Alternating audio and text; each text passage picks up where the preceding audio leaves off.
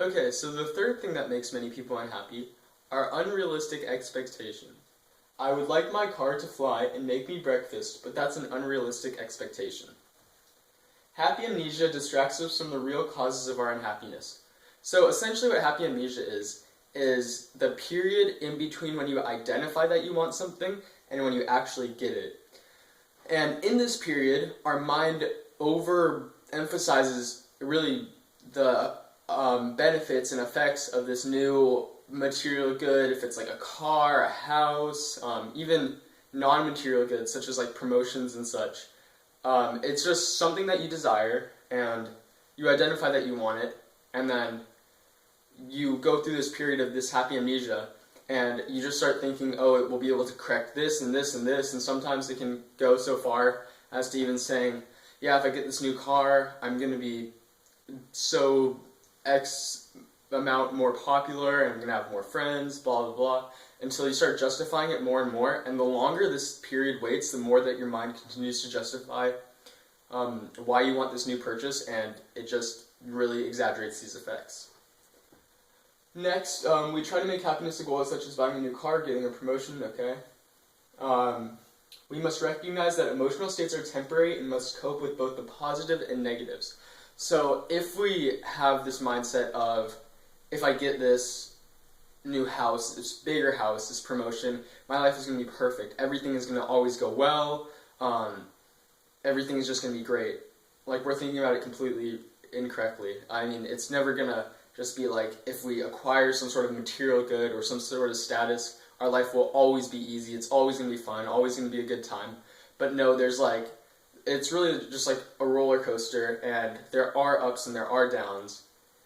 And like, even if your goal is to be a billionaire, and then you can look at these billionaires, and when they have family pass away and stuff, or traumatic events, they do, of course, I mean, they're human, so they feel human emotions, and they become unhappy. So thinking, oh, if I become a billionaire, I'll never be unhappy, is just unrealistic. Lastly, an increase in U.S. per capita income does not correlate to increased happiness. So this is really interesting. Essentially what that says is the more money you make doesn't directly, linearly make you happier. And they've done, well, there's two things. One, in studies that they've done, they've identified $83,000 as the happiness maximum point. So anything over that, so it's essentially like a curve where you start at zero, and as you make more money, your happiness increases until you make $83,000, and after that $83,000, it just plateaus. So the amount that you make over that really doesn't make you any happier, and that's interesting. And the second thing that's really interesting is they've also done studies on very poor people, and they asked them if anything could happen, what would make you happier if you could have anything? And they usually say, well, if I made X amount more money, I'd be happier. And so the researchers thought, okay, let's ask the people that make X amount more money if they're happy. And so they take whatever the poor people said, and how much they make, and then let's say they said 25%. They look at how much they make, add 25% to it, and talk to someone who makes that much money. And they ask that person, what would make you happy if you're not already happy?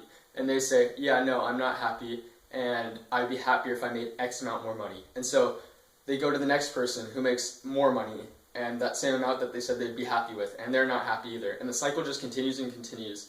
And this is really interesting because it tells us that money will never satisfy us no matter what. And if our goal is to make money, thinking that it'll bring comfort to us and we'll be happier, we're living life completely wrong. A TED Talk I watched a couple years ago said they followed Harvard students who were 18, and after they graduated Harvard, most of them served in the war. They grew up, married, had kids, etc. And they followed them from when they were 18 years old all the way up to right before they passed away. And they were just like questioning them and asking them like if they were happy or how they could be happier and stuff. And from when they were young, they had aspirations of making money, being famous, all these big goals. And by the time they got right before the end of their life, and they asked them, if you could go back, what would make you happiest? What were the things that made you happiest? And they said, well, strong relationships with other people. So that just tells you that, again, if you're always doing things and you're driven by either wealth or fame or stuff, of those similar qualities, you're not going to be satisfied and you're not going to be happy.